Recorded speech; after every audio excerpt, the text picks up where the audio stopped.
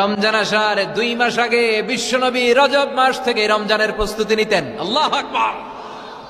আর পড়তেন আল্লাহুম্মা বারিক লানা ফি রজব ওয়া শাবান, ও আল্লাহ রজব আর শাবান মাসে আপনি বরকত দেন, ওয়া বাল্লিগনা রমাদান, রমজান মাসে পৌঁছে দেন।